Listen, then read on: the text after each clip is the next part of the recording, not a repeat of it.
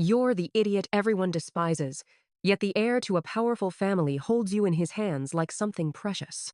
Even after you lose your memory, he immediately steps in as your boyfriend, and he's willing to go up against his entire family just to protect you. But when your memory finally comes back, and the fear of that dark little room crashes over you again, you realize all of this was part of his plan from the very beginning. I was born slower on the uptake than other people. Larry didn't like me, but because of my parents' request, he had no choice but to look after me as my boyfriend. That day, he got it into his head that I'd laid a hand on his beloved junior. He locked me in the dark little room I was most afraid of and warned me coolly, "Belle, even if you're a fool, you still have to take your punishment when you do something wrong." The shock sent me over the edge, and I ended up losing my memory.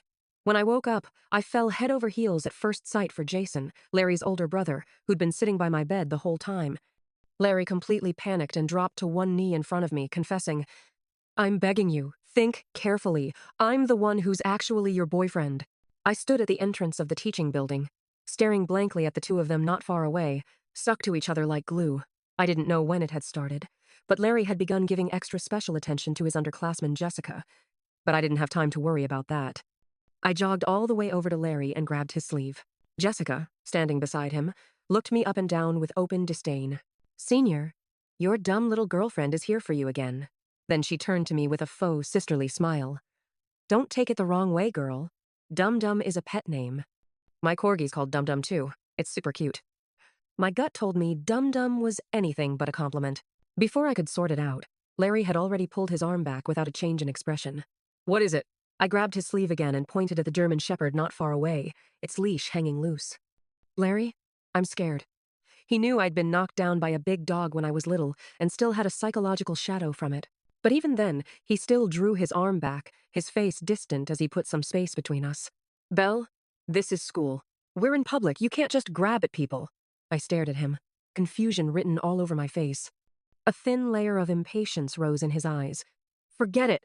Even if I explained it, you wouldn't get it." Larry wouldn't let me hold on to him and just kept walking shoulder to shoulder with Jessica, talking about their coursework. I had no choice but to follow right behind him. The German Shepherd's gaze stayed locked on me the whole time. My shoulders were shaking with fear as I kept sneaking glances at it, terrified it would suddenly lunge at me. Just as we got closer and closer, almost right in front of it, the dog let out a low growl and charged at us. "Larry!" I squeezed my eyes shut and called for him on instinct. "Larry!" Jessica screamed at the same time. Larry reacted the fastest, grabbing me without hesitation and pulling me into his arms as we both crashed to the ground. A sharp sting flared in my knee. I looked down and saw that when I'd fallen, a jagged stone had cut a deep gash across it.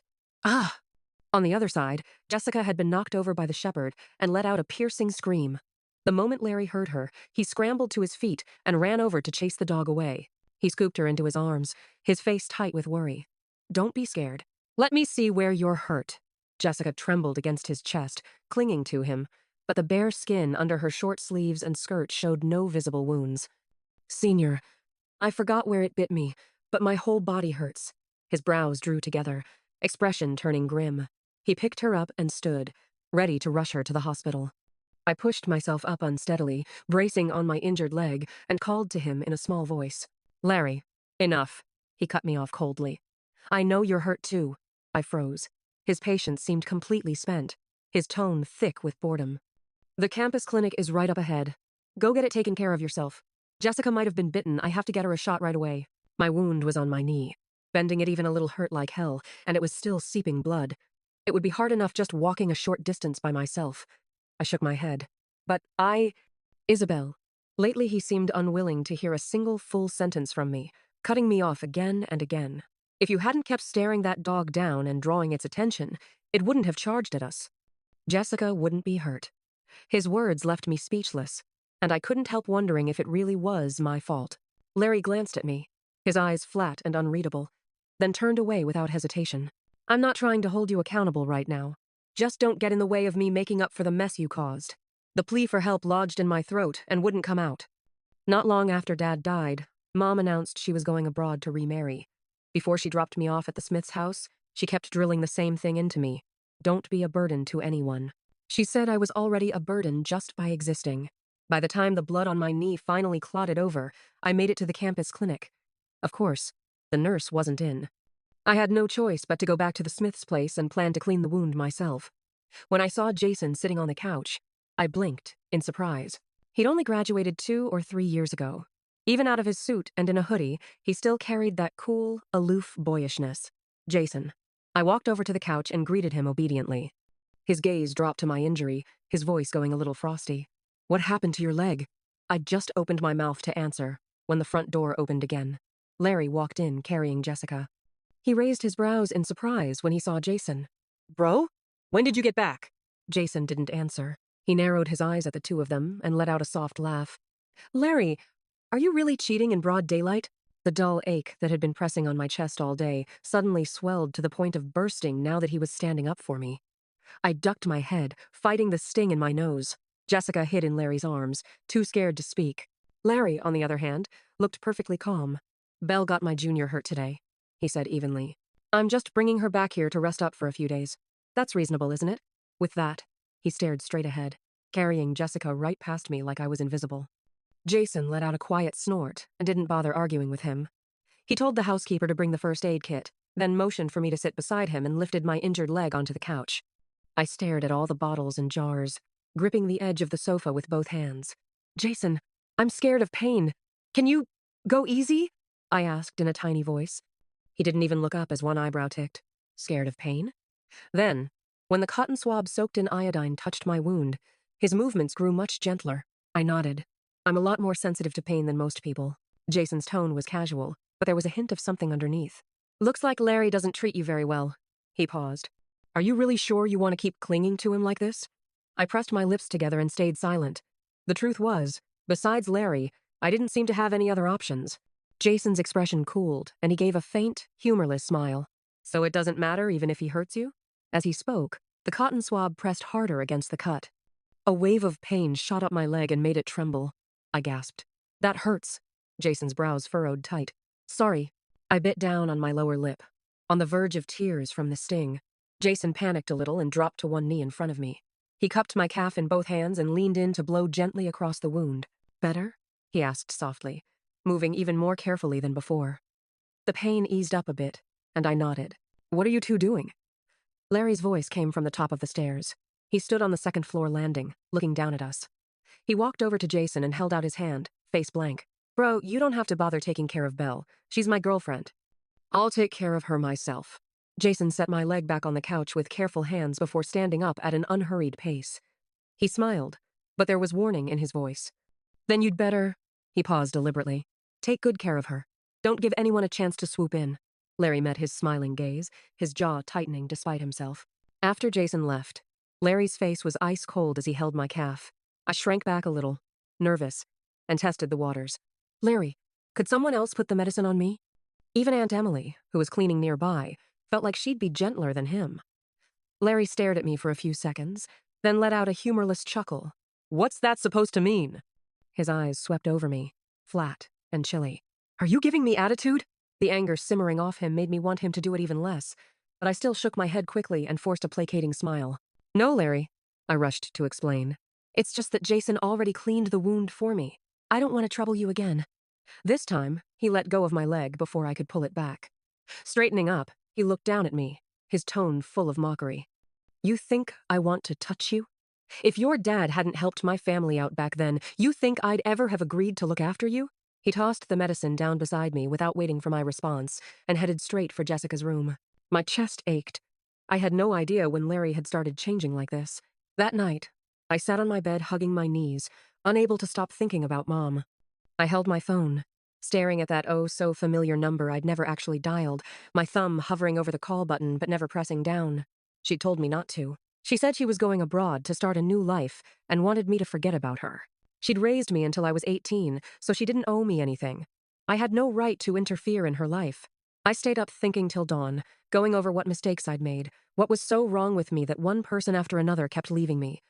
The faint sound of an argument outside my room finally snapped me out of my thoughts. I opened the door and followed the voices to Uncle Smith's study. Larry, you brought a strange girl home. What do you expect Belle to think? Uncle Smith's voice shook with anger he could barely hold back. How can you treat Belle like this? Has a dog eaten your conscience? Our Smith family. Enough. Larry cut him off with a cold laugh. You always have to bring up how her dad helped your company. You think it's fun guilting me like this? I just don't like her. Is it really wrong for me to want to date a normal girl? Why don't you make my brother marry her instead? A second later, a loud smack rang out from inside the room. I barely heard what they said after that. I just drifted back to my room in a daze. I finally understood what it was about me that turned people off.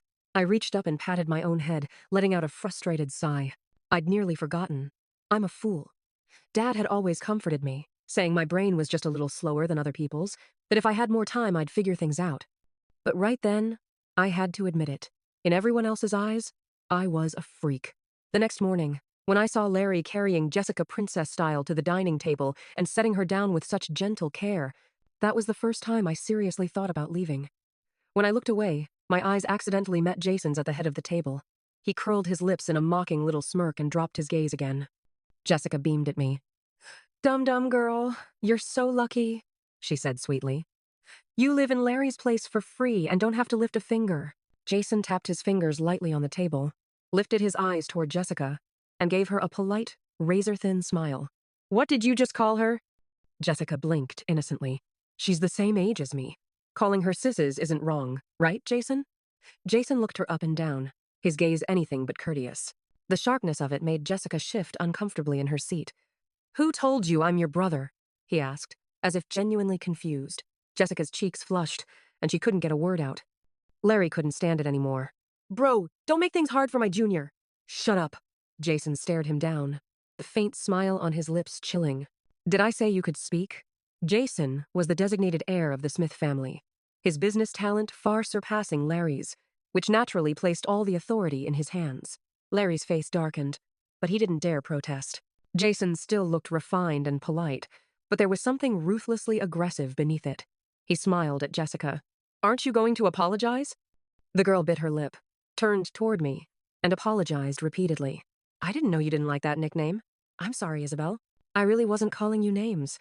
I always thought it was a term of endearment, like saying you're cute." I scraped at my fried egg with my fork, sulking. "If you like it that much, why don't you change the name on your ID to Idiot?" Jason let out a soft laugh. His gaze fell on me again, now tinted with something gentle. Jason had only been in the Smith group for about 2 years and traveled often for work. The moment I saw him change back into a shirt and dress pants that day, I knew he was heading out again. He ignored Larry's disapproval and calmly continued applying medicine to my injury, murmuring, "Call me if anything happens." His hand paused for a second before pressing down with the cotton swab again. "You can call even if nothing happens." I responded, nodding. "Thanks, Jason." I leaned back slightly, bracing myself with both hands on the sofa. Jason didn't get up right away after finishing. Instead, he lowered himself toward me, staring straight into my eyes. "If someone bullies you, what should you do?" Mom had taught me that it's fine to swallow grievances, that being spineless sometimes keeps you safe. But my instinct said that wasn't the answer Jason wanted. I thought for a long moment, then tilted my head up to meet his gaze. "Call the police," I said, slow and literal. Jason chuckled and shook his head. "That works. But the most direct way," he added, "is to bully them right back. No one had the right to make me suffer." Jason left on a week-long business trip, and I held on to that sentence for a week. Right before he returned, Jessica suddenly cornered me at the stairs. Her expression hovered somewhere between a smile and a sneer. "Exactly what will it take for you to break up with Larry?" she demanded. "Do him a favor and let him go already." Instinct told me to slip past her, pretend I hadn't heard, and run back to my room. But Jason's words echoed in my mind, and I froze mid-step. I answered each word slowly and clearly. "That has nothing to do with you." Jessica shook her head with theatrical patience. "It does, because I'm going to be with Larry." I met her gaze. "Then you should talk to Larry." The truth was, after agonizing for a week, I had already been thinking about ending this nominal relationship. Jessica suddenly glanced over my shoulder, then smiled subtly. "You don't think I can get Larry to dump you even in the dumbest way possible?" Then she grabbed my arm hard, her manicured nails digging into my skin. I tried to yank my arm back from the pain, but she only squeezed harder, locking me in place. Panicking, I pushed her instinctively, barely any force behind it. Still, she immediately tumbled down the stairs. "Ah! Jessica!" Larry's voice exploded from behind me. He rushed past me, knelt beside her, and after a quick check, told the driver to take her to the hospital first. The huge house suddenly felt empty, only Larry and I remained. He walked toward me expressionlessly, and I felt cold all over, backing away instinctively. Larry? I didn't mean to. He cornered me against the wall, his dark eyes bottomless. Isabel, I'll ask you once. Did you push her? I stammered. No, that's not. Did you push her? His voice cracked through the hallway, startling me so hard my face went white. Staring at the venom in his eyes, I fumbled for my phone. I'm calling Jason. Larry's anger flared. He snatched my phone and slammed it against the floor. Then he pinned my shoulders to the wall so I couldn't move. Jason? He spat. Since when were you two so close? He leaned in, his breath brushing my lips. Don't forget, Isabel, I'm your boyfriend. I shook my head, barely able to speak. You're not anymore. Let go of me, Larry. I pushed weakly at his shoulder, whispering, I don't like you. I don't want you anymore. He let out a short, disbelieving laugh, like I'd said something ridiculous, something he didn't take seriously at all. Then he dragged me toward the storage room at the far end of the second floor. Belle, even if you're a fool, he said softly, you still take your punishment when you do something wrong. The moment I saw that windowless, cell-like room, dread surged up my spine. Don't lock me in there. I struggled wildly, babbling nonsense, pleading for mercy. She did it on purpose. She wanted me to push her. Larry, don't. I'm scared of the dark. I don't want to go in there. Larry ignored everything, his face blank as he shut me inside. I'm going to the hospital to take care of Jessica. When I get back, I expect you to have reflected properly. You'd better admit your mistake and apologize to Jessica. The storage room was sealed so tightly that not a sliver of light could get through. I didn't even know if the air would eventually run out and kill me. At first, I was still rational enough to knock and call for help. Then came nothing but hoarse, broken screaming. By the end, I collapsed by the door, drained of strength, numb to everything. When my awareness finally drifted back, I opened my eyes to see a man, his shirt slightly rumpled, but his features strikingly handsome. So handsome that the first moment I saw him, I liked him instantly. Belle? He called me. Belle. Who are you? Something instinctive told me I didn't need to guard myself against this stranger. Why can't I remember anything? He paused almost imperceptibly, then helped me sit up against the headboard. His gaze on me was warm, lingering. After a long moment, he finally spoke. I'm Jason. He tucked my hair behind my ear, his voice unhurried as he introduced himself. And a beat. I'm your fiancé. He was my fiancé? It felt like buying a mystery box and getting the rarest prize inside. My face lifted instantly, excitement blooming.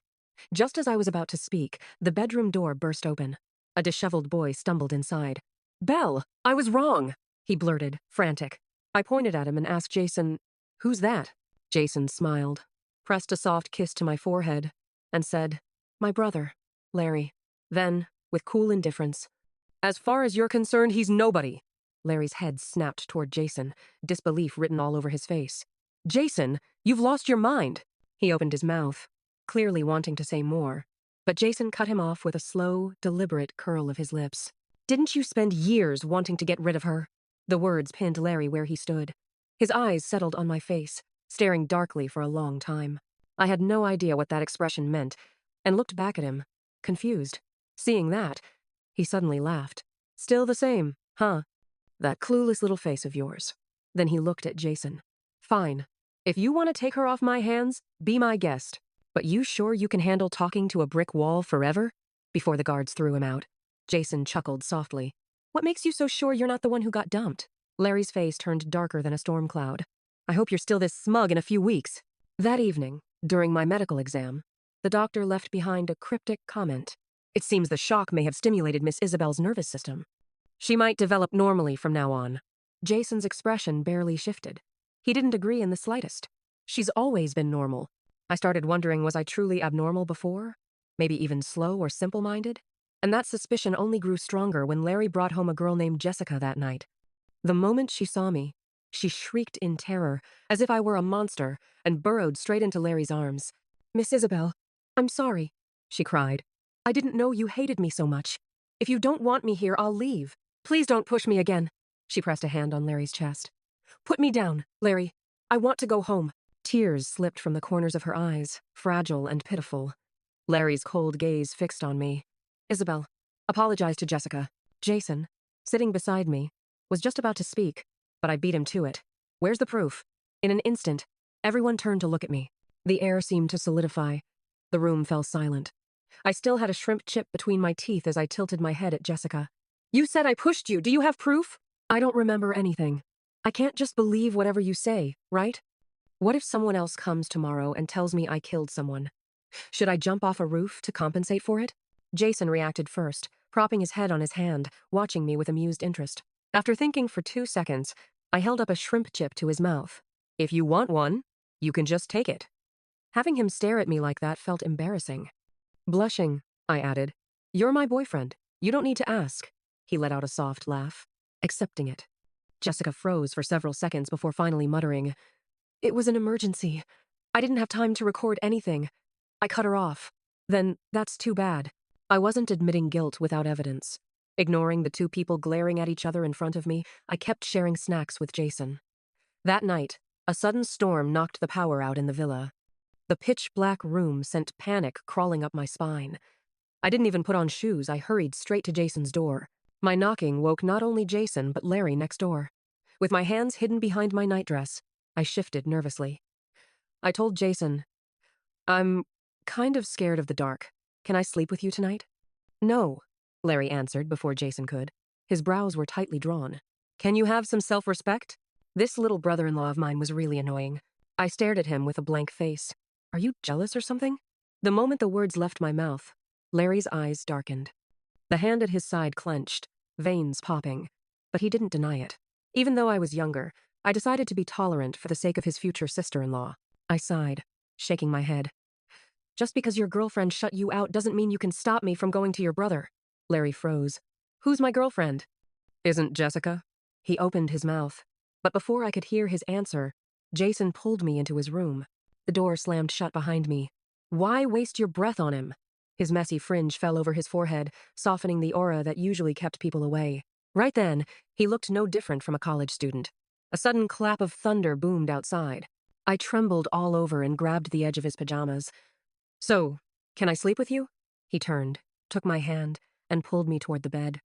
Glancing back lazily, he said, "You're sleeping with your boyfriend. Why ask so many questions?" Somehow, that sounded like it had another meaning. We had barely lain down when strange sounds came from Larry's room next door. Rhythmic. Very rhythmic. Senior, slower, slow down. Larry wasn't even trying to lower his voice. "Louder, babe." It was so loud, we could practically track their progress step by step. I thought Jason would be as embarrassed as I was, but when I looked over at him, he was smiling, like he was proud. Confused, I asked, "Why do you look so pleased watching this unfold?" Jason's tone was smooth and unhurried. "Because he won't have another chance." The cryptic sentence left me utterly lost. Before I could think it through, the noises next door grew louder. In the stillness of the night, I heard Jason's breathing deepen. His dark eyes gleamed sharply, predatory. I shrank under the blanket, feeling awkward. "Do you want to?" The word "do" had barely left my lips before he cut me off. "Yes," he said. "I want to." Then he pulled me into his arms.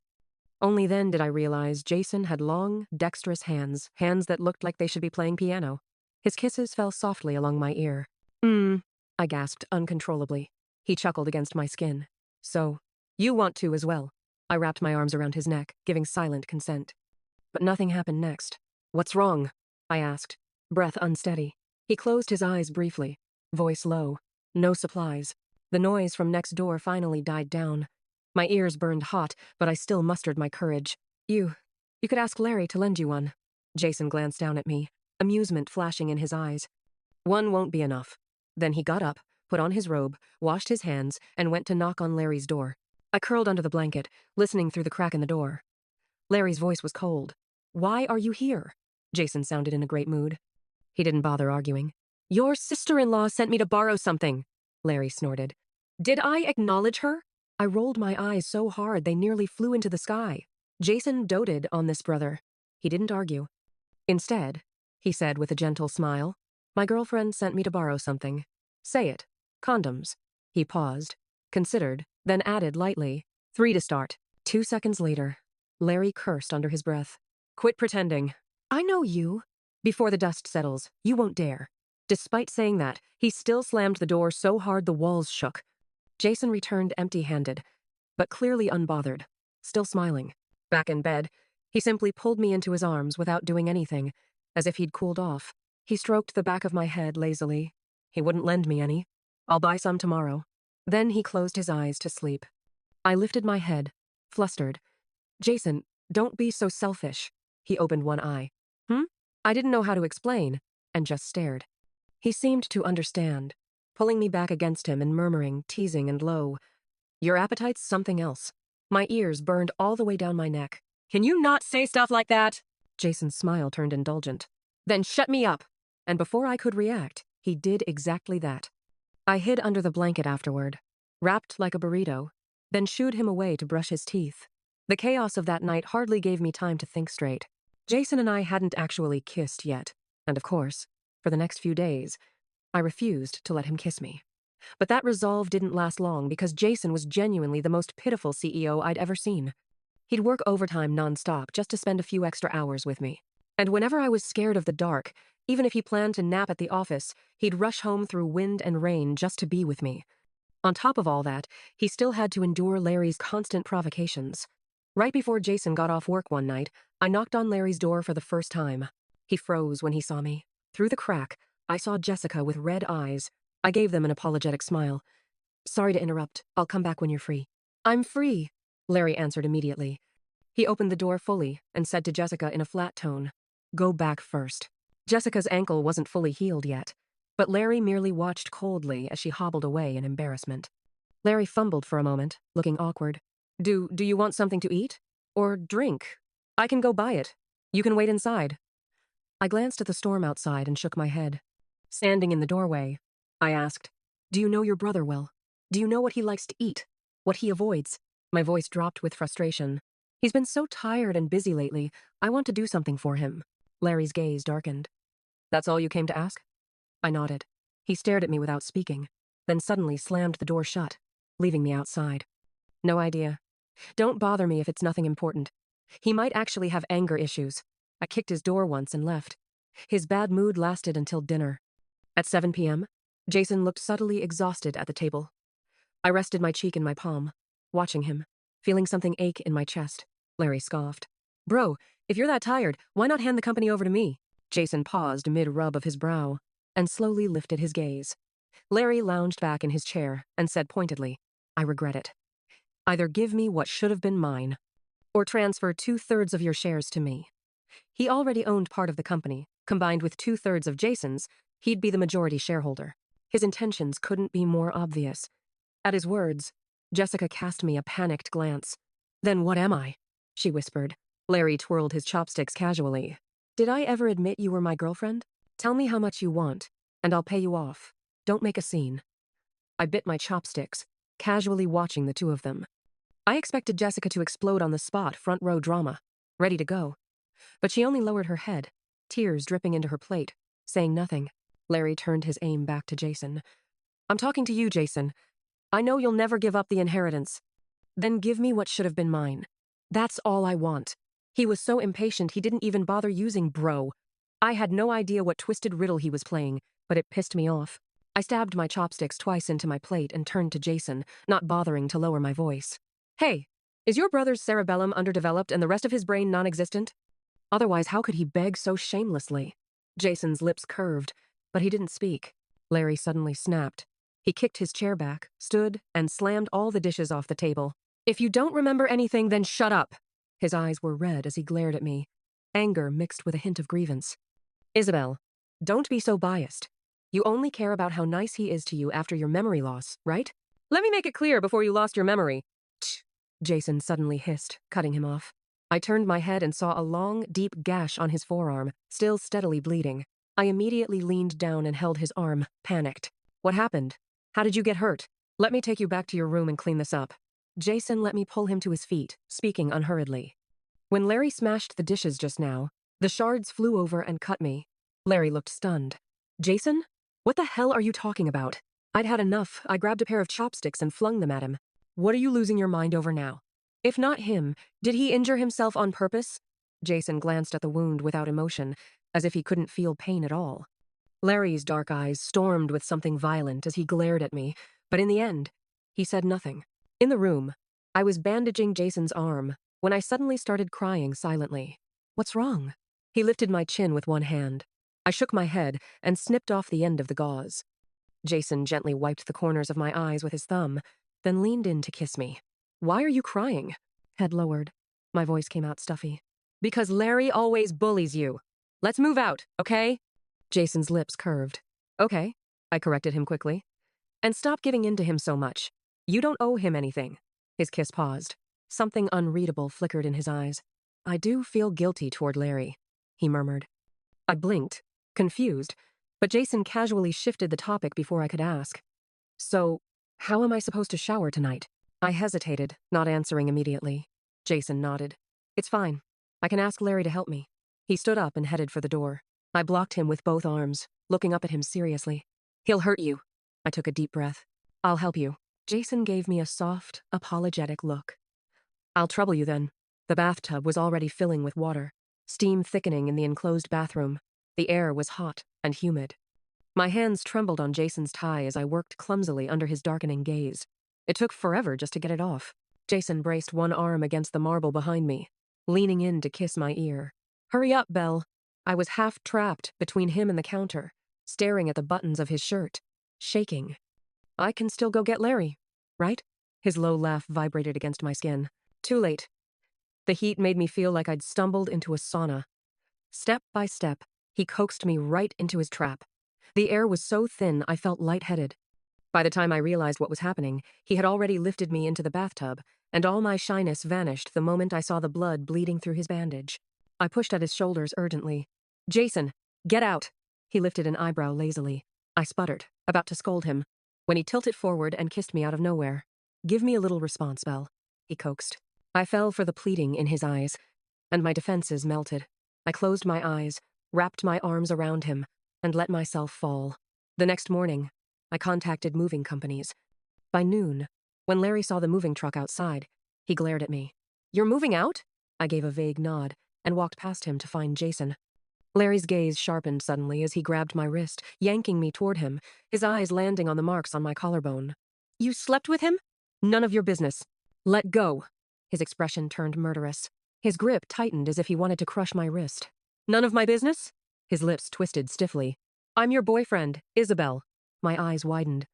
And right then, the bedroom door behind me opened silently. Jason was standing there. I didn't have to look to know. Larry pulled his gaze back, smugness gleaming in his eyes. He told me everything in his version, painting himself as patient, devoted, and self-sacrificing. It took me a long time to digest. Finally, I easily pulled my hand out of his grip. I walked to Jason and met his eyes without speaking. Larry snorted. He lied to you. He took my place, and he touched you shamelessly. Jason remained quiet, unbothered. Only when I took his cold hand did I realize how tense he was under the surface. Jason, can you tell me about what happened before I lost my memory? He held my gaze for a long moment before answering. I did lie to you. I nodded. And then, before I lost my memory, what were we like? And how did you see the way Larry and I interacted? Something vulnerable flickered in Jason's eyes. Slowly, he told me the truth from his perspective. When he finished, he added quietly, I don't regret lying to you the moment you woke up. If I had another chance, I'd do it again. Larry scoffed behind us. I held Jason's hand and smiled with narrowed eyes. If we could redo things, let's not start from when I lost my memory. Let's go back to the day I was sent to the Smith house, and you grab my hand before Larry ever does. Then we wouldn't have taken such a long detour. Jason pulled me into his arms. I pretended not to notice his reddening eyes. That day, Larry still wasn't willing to give up. He grabbed me and demanded to know why I chose Jason in the end. I thought for a moment and answered simply, because he likes me, and he treats me really, really well. I'd heard Aunt Emily sigh about it before, how Jason's feelings for me had never changed. Only now did I understand what she meant. He never treated me differently for being slow or for getting better. He just liked me. Always had. Larry rasped. I like you too. Belle, if I didn't like you, I wouldn't have let you stay by my side for so long. I just didn't realize it earlier. Lies. He was always just unwilling. Before, he couldn't accept being tied to a fool for life. Now, he couldn't accept that once I got better, I no longer wanted him. I didn't bother explaining. I only looked at him blankly and said, but you were bad to me. Otherwise, why would I have ended up locked in a dark storage room, terrified into losing my memory? Larry's lips moved. but he said nothing, only let me and Jason leave. My memories returned, bit by bit. Eventually, I remembered that night the entire Smith house was in chaos. Jessica was pregnant with Larry's child. It was the same night Jason and I had been forced to listen to their activities through the wall. Larry hadn't refused Jason's request out of malice. He truly didn't have any left. When Jessica learned she was pregnant, she waited until she was 4 months along to come back too late for a simple procedure. She had come prepared. When Jason and I arrived, Jessica splashed her bitterness onto me. "If you hadn't pushed me that day, I wouldn't have stayed in the Smith house and gotten tangled up with Larry," Jason sneered and ordered the bodyguards to drag her out. I held him back, then nodded in acknowledgement. "I remember now. I really did push you." Everyone turned to stare at me. I slowly explained how she had dug her nails into my arm that day. Jessica's panic was impossible to hide. The truth was plain. Larry let out a bitter laugh and told her, "So it was you. You're the reason she and I fell apart." Uncle Smith had initially asked Larry to take responsibility for Jessica, and Larry had agreed indifferently. But now he refused to marry her at all and insisted she get rid of the baby. The fight exploded again. I tugged Jason out of that suffocating house. Only then did he ask, "You remember everything now?" I nodded, then tiptoed up to kiss his cheek. "Yup, all of it." "Good thing I remembered." "Why?" Jason steadied me by the waist. I brushed my nose against his. "Because back then, I was already planning to break up with Larry. I didn't even know if I liked you yet. But every night, while you were away on that trip, I missed you. So, so much, Jason." He smiled and pressed a kiss to the corner of my lips. "Me too." On the drive home, a long stretch of road had no streetlights. The sky was dark and heavy, but I realized I wasn't as afraid of the dark anymore. I held Jason's hand and asked absently, "So do you like the slow version of me more, or the me I am now?" I expected some safe, generic answer like both. But he chose the latter. "Why?" I stopped walking, confused. Jason met my gaze calmly. "I'll have to travel a lot for work in the future. I won't always be able to protect you. And I'm 5 years older. I'll probably die before you." "Isabel," he said softly, with a future in his tone. "You're good like this. You won't let people hurt you anymore. Even if one day you don't love me anymore, I'll still be at peace letting you go." I seized the important part and frowned. Why does it have to be me falling out of love? Why can't you leave me? "Because I will never stop loving you." What a coincidence. I stopped in front of him. In his eyes, I saw only myself. In mine, only him. "If there is no one in your eyes, it's because they are entirely filled with me." I echoed his promise. "Me too. I'll never stop loving you."